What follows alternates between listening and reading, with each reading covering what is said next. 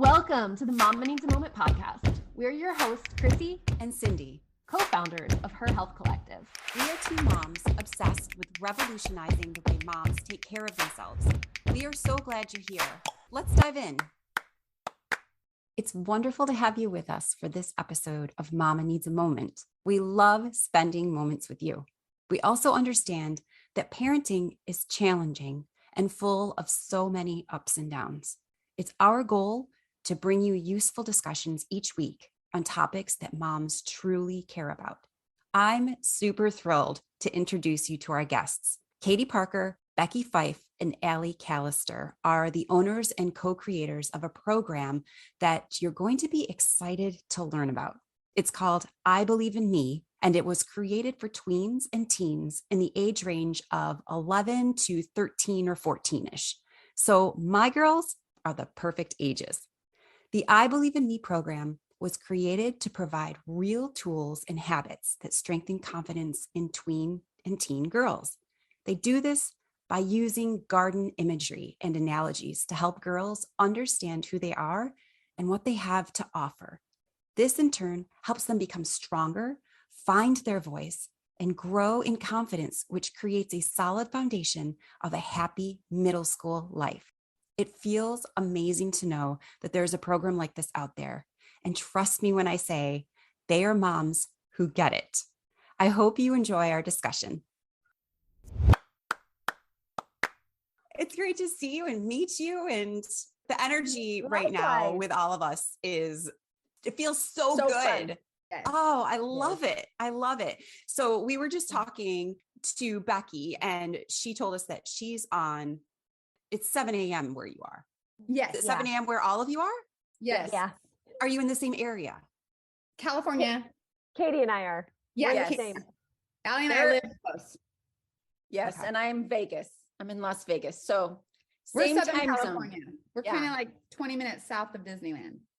Oh, I'll have to talk to you about that another time. Yeah, they live in the happiest place on earth, right? But Yeah. So you met in college, am I right? That's how you all met? We're family. My original company, Singer's Company, kind of morphed into it naturally led into the creation of I Believe in Me. And Becky is my cousin. And Yes. Allie married. Oh, I love it. So I married him. dating these and doing it. Like Becky has helped me with Singer's Company behind the scenes, but I reached out. I knew who I wanted for this new project. And so I was like, hey, Becky, hey, Allie, because you'll know, I mean, their personalities and what's important to them as moms and the moms they are and how that ties into creating this program.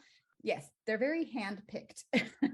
I absolutely love that. And it was like this natural just flow. It just flowed into create. I think those are the most beautiful, organic, meant to be things. And I think the businesses that start that way often see the most success. That's really awesome. And that actually leads into my first question. So we'll just dive right into that. Perfect. Who are you? Why do you do what you do? What are your current struggles as a mom? Generally, we try to keep this pretty short, but I know we've got a big team with us today, and we'd love to just hear from all of you. What are your current struggles as a mom, and why do you do what you do with I Believe in Me and your business? Awesome. Okay, I'm Katie, and I do what I do because I feel it's what I'm supposed to do.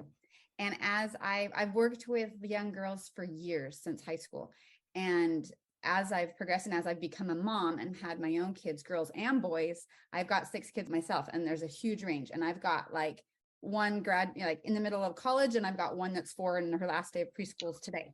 So, oh my gosh, I've got a massive range. I am in every phase of life, Yes, you are. girls and boys. But I've worked professionally with little girls and tween girls for years. And you just see the need, and especially where our world is going. I mean, 4 years ago, I was like, oh, this is not good. Oh, like Snapchat?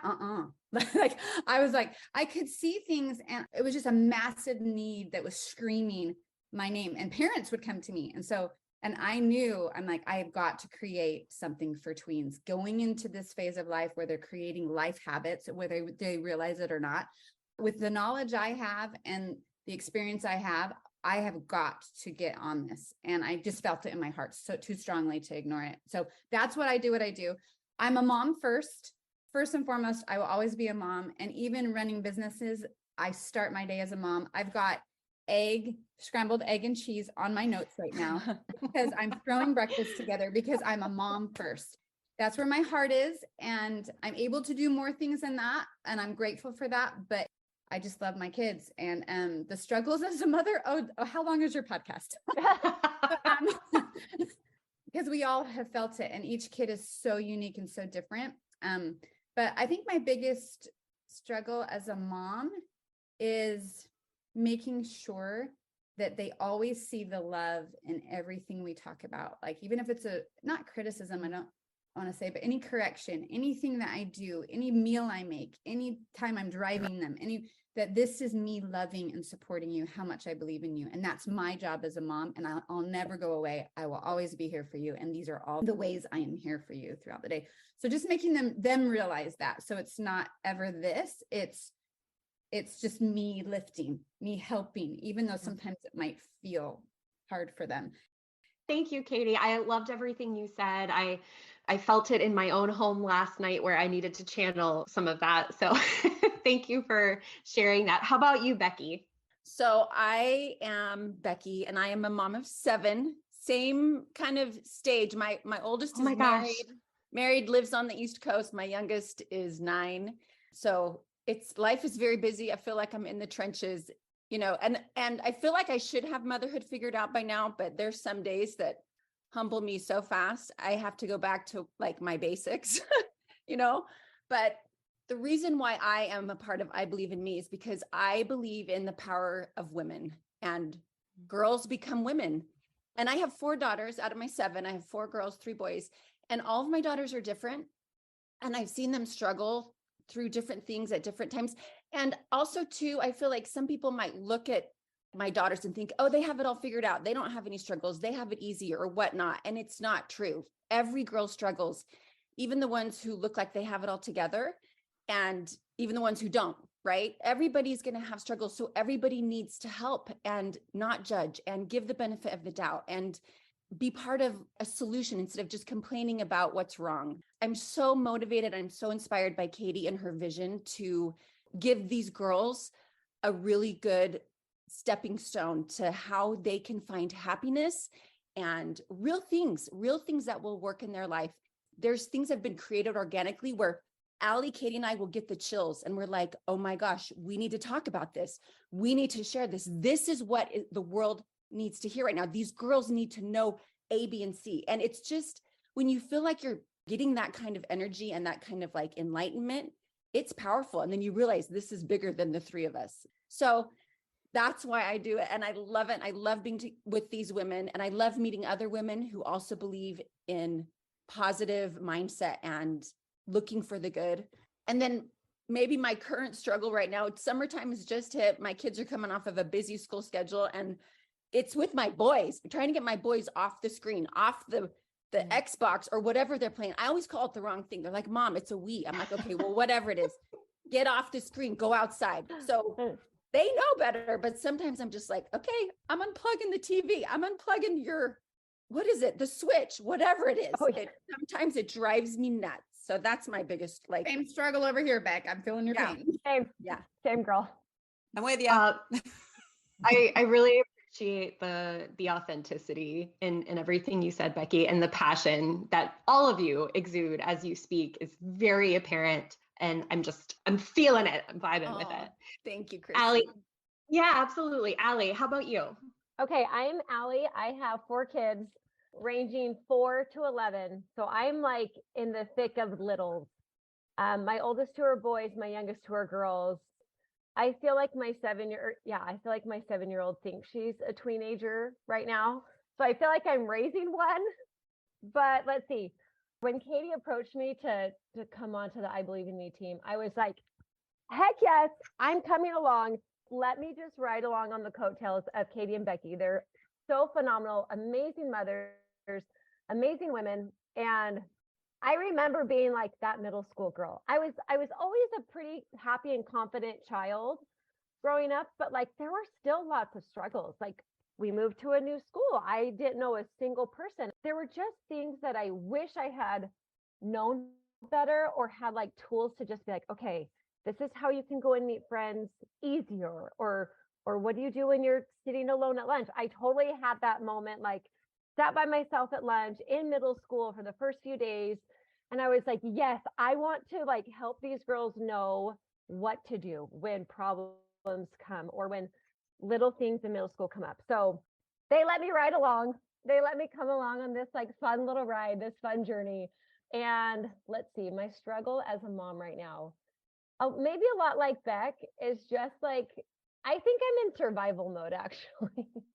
It's like where I'm working, I'm trying to raise my kids, I'm trying to teach them good habits and how to be self-motivated and how to kind of regulate themselves, but I'm still having to do lots and lots of things for my littles. So anyways, we're just all surviving as moms sometimes.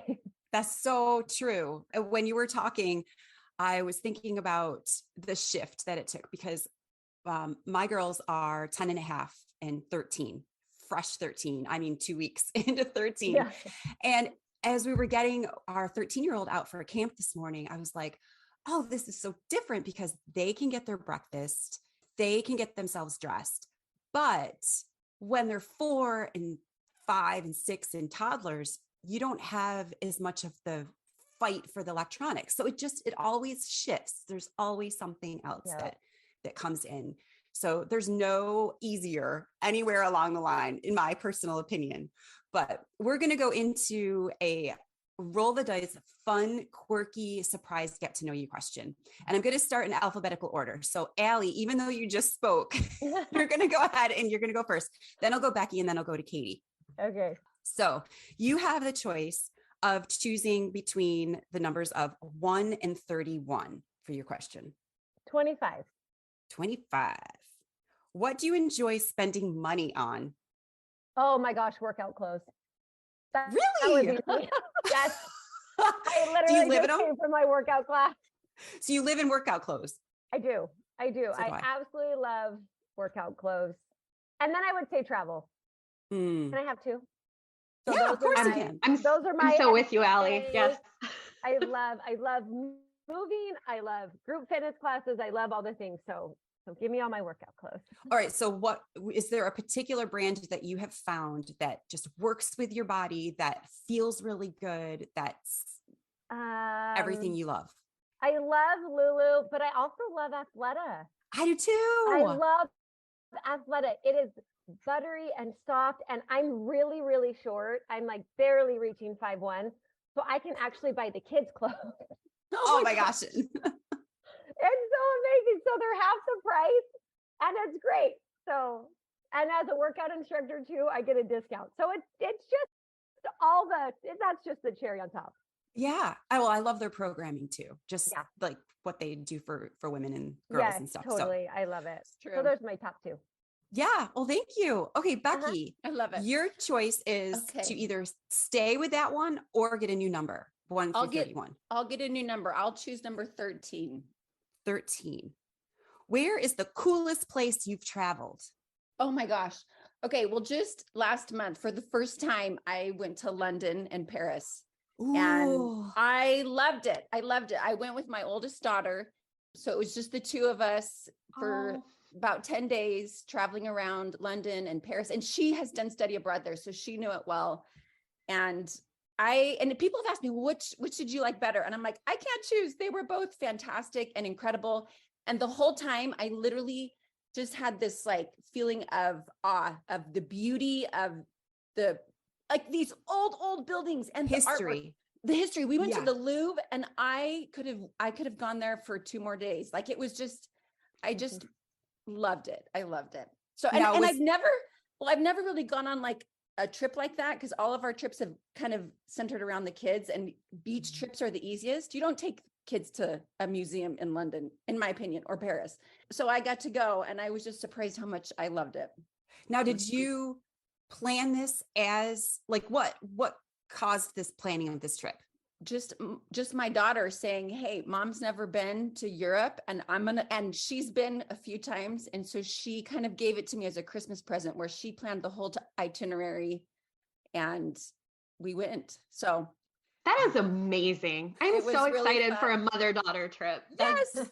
Sounds amazing. Absolutely. It was everything. Yeah, it was great. Yeah. Oh, that does. It sounds amazing. Katie, you can choose to answer one of their questions that they've already been asked or choose your own. I want a new one and I want number 4. What is your most prized possession besides your kids? You know what? I'd have to say I'm a very faithful person. I have a very strong and deep belief in God and that we're his. And I would have to say that my scriptures. That's so beautiful. Yeah. Yeah. I'm with you. If I'm really honest, that's how I start every day. Is reading some scripture. Yeah. That quiet time. And a lot of that time I feel guidance for my children come during that time, where if I'm worried about a child in those quiet moments with just pondering, that's when a lot of my mothering techniques get created. That's beautiful. Now, do you follow a program where you perhaps read the Bible all the way through once a year? My father-in-law does that. How do you decide where to read? It's a little bit of both. Like for the summer, we all read as a family a certain amount. And so like this morning I was reading our 7 pages today. So we all do 7 pages so we can finish a certain book by the end of the summer. And so I was just reading in that this morning. So your whole family does it. That's in the summer because you're looking for things to do with your kids. Yeah. And I know every family is different, but I know a lot of families where this really is our foundation and it just really sets the course for how we treat each other and how we view each other, that we are all important. No one more so than the other. And it just kind of grounds us. We have found it to work really well to keep our family grounded and calm with a lot of peace and love as much as possible. That doesn't mean we don't have like our squabbles for sure, but it really brings us back every time, the why behind what we do and how we act. It's so important to have that thing that centers you as a person and as a family unit. All right, we're going to dive into some questions here. In my former life, I was a high school psychology teacher. I had a very good rapport with my students. I found that they would often come to me sharing their struggles and what they're going through. And teenagers, high school, it was full of them. There was a lot of them. I myself, as a teenager, dealt with depression and suicide attempts, multiple as a teenager. I've shared this on the podcast before.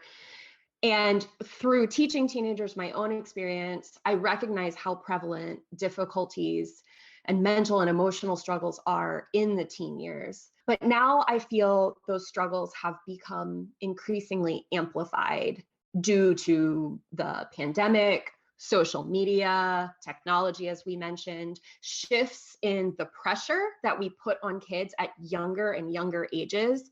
Now, my daughter, who's getting ready to go into kindergarten, is supposed to already be able to read. Whereas when I went into kindergarten, that was not the case. We were doing that in kindergarten. And it's just more and more pressure at younger and younger ages. How can tweens and teens counteract the increasing sadness and the decline in mental health that we see among their peers? And also simultaneously, as parents, there's parents listening to this, how can we help them in that process? Oh, you outlined all of that so perfectly. I'm sitting here going, and they are facing such a struggle right now and so much pressure. And we feel like our answer to that, especially from an I believe in me perspective, is they have to feel needed, that this world needs them, their unique talents and abilities. And we say all the time, right out of the gate in our program, that you are a girl, and in this case, or boy, or individual with gifts to grow and share.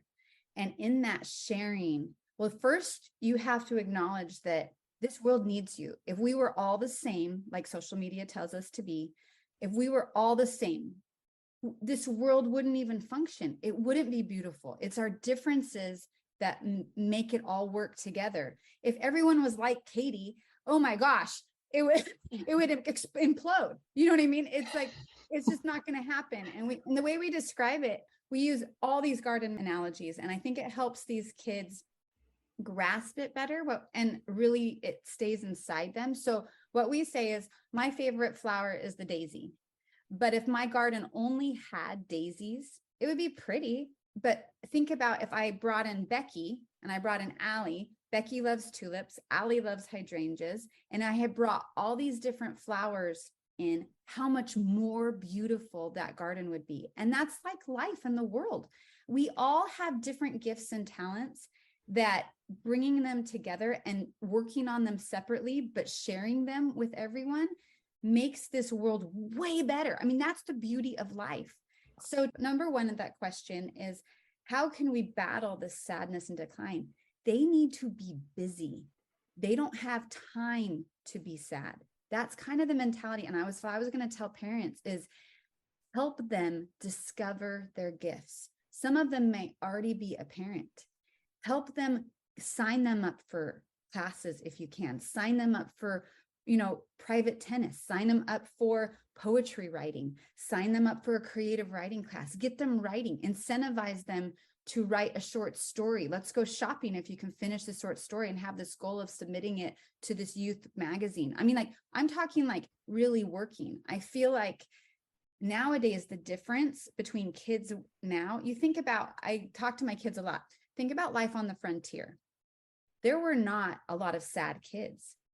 I mean, for different reasons, but like mentally sad kids, because they had to get up every morning. And if they didn't milk the cow, they didn't have breakfast. Like, they had to work. They had to physically move their bodies and create something for them to eat. These kids now, I mean, some obviously do, but what we're talking about are the ones like, a lot of the things, their necessities of life each day kind of are just handed to them. And so they find themselves with a lot of leisure time, a lot of time. And when you have too much time to, like, you don't know how to navigate it yourself, you fall into the traps of scrolling and comparing and, oh, she's doing that really fun thing today. I don't get to do that fun thing, and it's kind of a woe is me, when really, no, this world is just your plate of like possibility. And who am I? What do I like? Not what are they telling me to like? What do I like? What do I want to be good at? What am I already good at? And having moms and dads really be like, let's go play golf. Come with me. I love to play golf. Maybe you'll like it too. Let's go walk in nature. Let's enjoy this. Let's do things. Let's learn how to sew. Let's learn how to make scrambled eggs and make breakfast for your family. That's a skill you should learn. So in the doing, in the moving, in the creating, not the comparing, not the criticizing yourself, it's creation and cultivating their own gifts and talents so that they feel that this world needs them specifically. You have to feel needed so you don't feel hopeless. I love that. I love the idea of feeling needed and exploring your talents and your gifts. And what better time to explore than in those tween and teen years? My question for you, I guess, is, having taught high school and working with a lot of teenagers, so many of them are involved in so many things and overextended. And that's where they feel all the pressure. They're in drama, and then they have choral, and then they have soccer practice. And then they, so how do you walk that line? How do you balance that?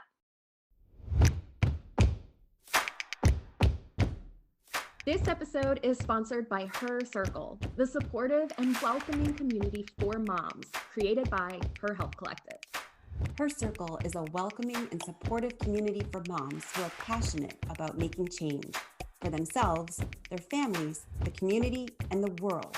Together, this village of women are revolutionizing the way moms take care of themselves. From an active, private online community and the incredible daily chats hosted there, to our many virtual gatherings, including support groups, Mom's Night Out, volunteer opportunities, book club, family adventures, coffee chats, and so much more. We love providing moms the chance to connect and create authentic relationships with one another. The network of experts in Her Circle are a phenomenal resource and provide great learning experiences for moms on topics ranging from women's health to parenting. We cover the issues that matter to moms the most, from virtual expert Q&As to one-on-one wellness minute consultations and support groups. We are committed to getting moms in front of the information, experts, and support they need most. To learn more about Her Circle, head to www.herhealthcollective.com/her-circle. We have a limited number of spaces and the doors only open a few times a year. So be sure to add your name to the no obligation waitlist so you are the first to know when the doors officially reopen. When we can help these kids build their confidence from who they are on the inside out, then they realize that their worth is not based on their performance. Like who they are is already enough. So what Katie is saying, like, it's so wonderful them to be able to say, hey, I know this about me and I like this. I don't need to jump this high because someone else said so. I don't need to do all these things because I already know what I like to do. And I already know that if I want to try something new, I've got the confidence, I've got the skills, I've got my parents, I've got people cheering me on that I can do and be whatever I want to be. And they still love me. And I'm not trying to achieve love by performing the best or by achieving something, because your value is not based on what you do. Your value is already there because of who you are. And that's what we're trying to teach these girls, that you are beautiful already, just as special as you are. Your garden is gorgeous. Focus on that and be the best version of you. Don't compare. Don't try to, one up somebody, because that doesn't make you more valuable as a person. You're already valuable. We already love you. So would you say a parent's role in all of this is trying to help foster that internal motivation in a way and to explore all the different options? Well, yes, the internal motivation and the internal acceptance of you're amazing. From a parent, it needs to be supportive and non-competitive. And our child's not earning our love, right? I'm sure we can all attest. We love them even when they make mistakes. And the way we handle mistakes, we teach these girls how to handle failure. And it's not really failure. I mean, I know we're probably getting ahead on some of the questions, but we have to teach them that self-acceptance, that they're enough already. And it's not based on what they do. And if I can add, I think as moms, we're kind of the gatekeeper. We run the ship. We're kind of the masters of that daily schedule. And I have a dear, dear friend who is one of those who is so insanely busy that you're like, I don't even know how you're breathing right now, because her kids are in so many things. And looking at her and all of the things that she does and all of the beautiful and fun things that she does, sometimes as parents are like, oh my gosh, I wish my kid might be in that, or I wish we could do that. And she's got her kids in 30 different things. And so as parents, we have to self-regulate and be like, no, like, hold on. My kids can be in one, maybe two things. I always tell my kids, you have to do something active, and then you can do like piano or violin or in a reading club or something like that to kind of get their brain working and then their body working. And as a parent, I don't need my child to be in 5 different things and to go to all the different wonderful parties or play dates or parks. And so I think we kind of set that tone for the home and for the busyness, because it's like at the circus when you're balancing all those plates and you have to spin them. We can't spin them all at the same time. It's just one here, because if you do, you're going to crumble and your home will crumble. And so I think the busyness factor that the kids do face, and sometimes they want to, and that's just something we have to regulate as parents. Like, okay, if we can handle this in a positive, healthy way where we're not dragging my 4-year-old to the baseball field for 10 hours a day, or whatever it might be. That's kind of what we're having in our family right now, is as long as it's regulated and healthy for everybody involved, then you can continue. But if it starts to just be a little wild and crazy, that's when I think we need to stop, reevaluate, and kind of take things off the list, That's a wonderful analogy that you use. I've heard that before, but it's so accurate. I feel it in my life. When I start to spin all of these different plates, I just start to fall apart inside. So I love everything that all of you said. Thank you so much. Mm-hmm. Like I said previously, my husband and I have a 13-year-old and a 10-and-a-half-year-old. And so we just finished the school year. And this all translates into a rising 5th grader and a rising 8th grader. So my kids are the exact age that you target. And that's why I'm so thrilled to be talking to all of you, because as you're going through and saying this, I'm just saying, oh my gosh, yes, yes, yes, yes. So the other thing with our girls is both of them are highly sensitive. And a child development specialist, her name is Claire Lerner. She's also a trained clinical social worker and psychotherapist. She wrote an article on her website titled 10 Traits of Highly Sensitive Children. We'll make sure to put that in the show notes so everyone can resource that. But in this article, she explains that highly sensitive children are wired to process and react to their experiences in the world more deeply than other children. These kids are amazing. They are often fierce and feisty, persistent and passionate. They are incredibly insightful and empathetic. They are also prone to having more challenges adapting to life's expectations and limits. And they can be exhausting because of their intensity. I love how she went all of these positives, and then the last one was a little bit of like, they can be exhausting. Reality. Yeah, I know, right? Right. Here you go. So there are moms listening to this podcast who I'm sure also are raising highly sensitive kids that perhaps, yes, oh, Katie, that also have neurodivergent children. I have neurodivergent children. So these terms that we've mentioned have become much more widely known and researched since I was growing up, for sure. I'm not sure if you all have noticed that change as well, but parenting looks so much different than 30 to 40 years ago. Keeping all of this in mind, that each child has their own unique wiring and that the parenting shifts that we're all encountering have changed, how can we help our daughters through failures, disappointments, and the hard emotions? I think the first and foremost thing to do is validate her emotions, validate that child's emotions, and let them know it's okay to feel those things. It's okay to feel those, and then to help them work through it in a positive, healthy way. And one thing we teach in one of our episodes with failures and disappointments is to keep going and to work and to try some more, to keep going.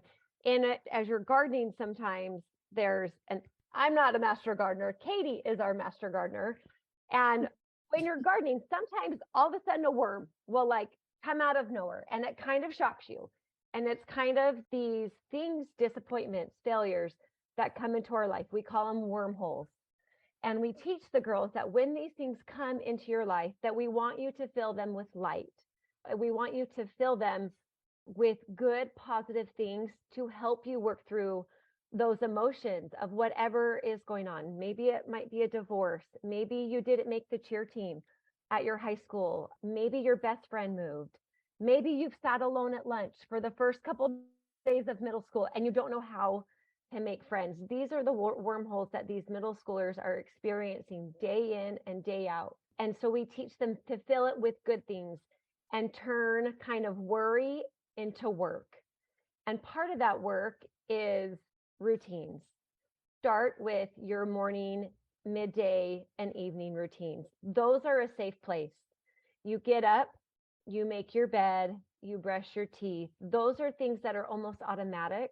And when a child can feel accomplished by making your bed, I feel so accomplished as a 40-year-old making my bed. I'm like, hey girl, I just made my bed today. Like that is huge, right? When we can make our bed and brush our teeth and meditate or work out or go on a walk, those make you feel accomplished. When you feel accomplished, you become a confident person. And so I think to help these kids deal with their emotions, recognize them, validate them, talk through them, and help them work through them. I think parenting 30, 40 years ago, when my parents were raising me, any hard emotions were kind of swept under the rug. I feel like that was one thing that we didn't talk about, the hard things. We didn't talk about the emotions. And now later in life, a lot of those are surfacing and coming up, and we're starting to work through those things with, friends, relationships, family members that I know.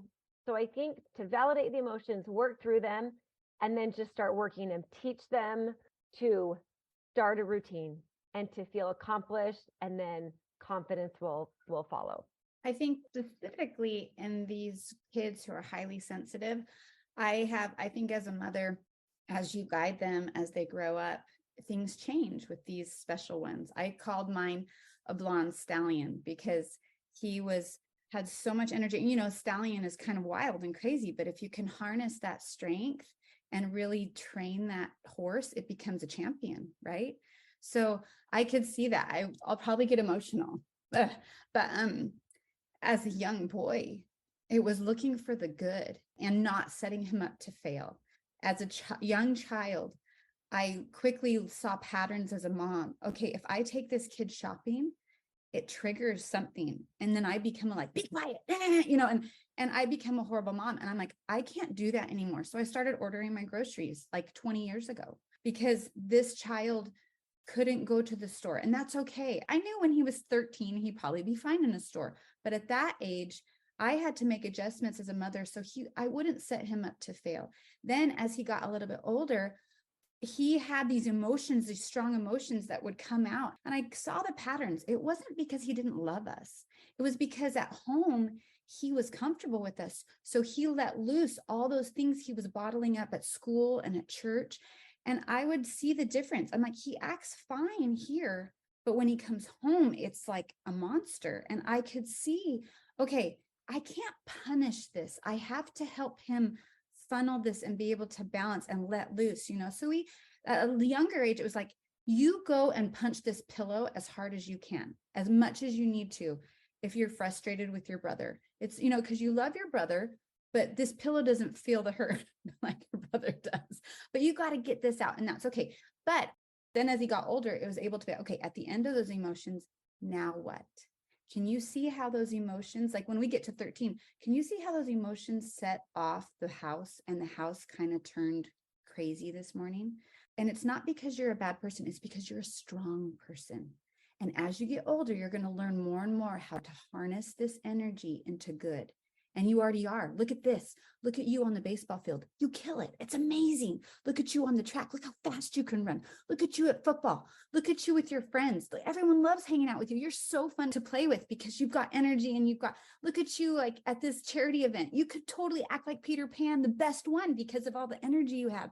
So to help complement when they do things right, so they don't always feel like they're doing things wrong, because really their emotions totally set off the whole family and they feel like are always getting in trouble. So as they grow up, I mean, I'm sure you've felt this as moms, all of you can give them a little bit more. You can teach them a little bit more about how to harness these emotions. Whereas when they're little, you just can't set them up to fail. And even when they're older, these same emotions come out. And if it's always a pattern in the same situation, the same friend, I had the same child would come home from the same friendship as a tween. And he would be so down on himself with this one friend and all these emotions would come out. He would just be it all. And I realized as a mom, like, I love that friend that he has as a person, but I have to limit the time that he spends with that friend. Like, we've got to shift gears here because it brings out that. Anyway, so looking for patterns, harnessing those little stallions that we have in the right way so that they feel the compliments of their strength, but they also learn little by little how to harness it as they grow up. That's so beautiful. As you were talking, I'm like thinking of our oldest daughter. When she gets with other people, she very exuberant and loud and just expressive. And you can't help but be like, okay, let's bring it down a little bit, because she's kind of overwhelming the people around her, but taking it and shifting it and helping her to look at it in a different way. I just love it. Thank you so much for sharing all of that. What are some suggestions that you all might have to stop the negative self-talk and stop the comparison game? It was huge for me when I was in middle school, high school, that comparison of looking at other people and being like, man, I need to practice more so I can be better at soccer like this girl, things like that. I think helping these girls realize the power of the mind, like our mindset. I mean, the thing is as we grow up and as women, there's all this talk about your mindset, positive mindset, and if we could introduce this to these kids a little bit younger, because our thoughts create our emotions, right? And whatever we focus on is what's going to grow. Like the thoughts that we water are going to grow. So helping these kids realize that watering negative thoughts is not going to help us grow. And Dr. Amen, I don't know if you know some of his research. He talks about ants, the automatic negative thoughts that happen. And we teach these girls in our episode, like, guys, Dr. Amen says, this is normal. This is going to happen. We're all going to have negative thoughts in whatever stage of life. It's going to happen because they're just automatic and it's okay. But we have a choice. We can choose, do we let that thought stay or do we wash it away? Do we bring in a gratitude prompt? Do we try to, look at a mantra that maybe we posted up on the fridge? Like there's little tools that we can use in our homes, like putting mantras on their mirror in the bathroom, putting a positive saying on the fridge, helping these kids realize that, guess what? Mom has to say these to herself every day. There's things that I help myself get through hard emotions. Try it, you guys. It will help you. So helping these kids realize, what is an affirmation and when can I use it? When I have a thought come in, what's something that we could replace that thought with? We can't just say, oh, don't think negative thoughts. Dr. Amen says you have to replace that ant. You have to get him out of there because he's not going to help you. You can let it stay, right? Or you can brush it off. You can replace it. You can move on. And giving these girls and our children the ability to say, you know what? I control what I think. I control what's in my mind. And I have tools. I can control my mindset and I can use my mind to help me feel better. I can say things to myself. I can be my biggest cheerleader. I can repeat, I got this. I can do this, and stay away from the comparison game. We talk about the 4 C's, which are deadly to growth as a human. So the growth in our garden, the growth for these children in our homes, I have it on my fridge and I tell my kids, even within our family unit and with your friends, we don't compare, we don't criticize, don't complain, and don't compete. Those 4 C's, and there's antidotes to each. Like gratitude will bring in that sunshine where we're criticizing someone or comparing that we don't have what that person has. Well, guess what? Look at what you do have. Let's focus on something to be grateful for. I mean, studies have shown over and over and over again, a gratitude practice in the daily life of human beings brings happiness. Gratitude brings a different perspective. So we can use our mind and our mindset to help the soil in our gardens grow. We believe the soil are our minds and our hearts. And that's what we've got to keep nutrient dense. Like, let's help this soil have all the nutrients in it. If there's a weed there, that negative thought, get it out. So mindset is huge. I love the garden, how we keep coming back to the garden. I think that's beautiful. And I love Dr. Amen. I think he's one of my favorites to follow on social media. He's amazing. Yes, he really is. Thank you so much for sharing all that. I think it's really important. And honestly, I want all of that for my daughter, but I also want all that for myself. So it applies to all of us, right? All yes, ages. Totally. Our discussion continues next week with Katie, Allie, and Becky when we discuss helping our tweens and teens build lasting confidence starting now and extending into the future. We also talk about navigating friend drama and pushing back on the pressures to conform. Without further delay, here are our 3 takeaways from this episode with the I Believe in Me team. Number 1, tweens and teens are experiencing so much pressure right now in society, which is leading to increased amounts of sadness and the decline in mental health. When we asked the team how we as parents can help them, they all agreed that children need to feel needed, to understand that this world needs them and their unique talents and abilities. They mentioned keeping kids busy, but not in an overscheduled way that puts unneeded pressure on the entire family. They are referring to helping kids find their passions, strengths, and areas of enjoyment, while also having them contribute around the house for the well-being of the entire family. As parents, we need to help our kids build their confidence from who they are from the inside out, and that their worth is not based on their performance. Assist them by focusing on how special they already are, and that the love we have for them does not come from what they achieve. Partnering with them as they grow to know themselves better. Knowing themselves will give them a sense of confidence as they attempt to try something new. They will believe in their skills and know that there are people who love them, support them, and cheer for them because of the wonderful human they already are. They can do and be whatever they want and know that they are still loved. Number 2, each child has their own unique wiring. We discussed highly sensitive kids and neurodiverse kids specifically within this episode. Keeping the unique wiring in mind, as well as the shifts that parenting has undergone in the past 30 years, we were interested in learning how we can help our children through failures, disappointments, and hard emotions. The first step is to validate the emotions and confirm that it's okay to feel those things. Then helping the kids talk and work through the emotions in a positive, healthy way. The I Believe in Me team refers to disappointments, failures, and difficult emotions that come into life as wormholes. Keeping in mind that as parents, the way we assist our children with talking and working through things will shift as they gradually become more capable of harnessing their emotions and understanding themselves more and more as they grow up. This requires parents to keep an eye on any patterns you are noticing between their behavior, emotions, and external stimulators. Number 3, the team discussed how there is a lot of talk in the adult world about mindset and the power of the mind.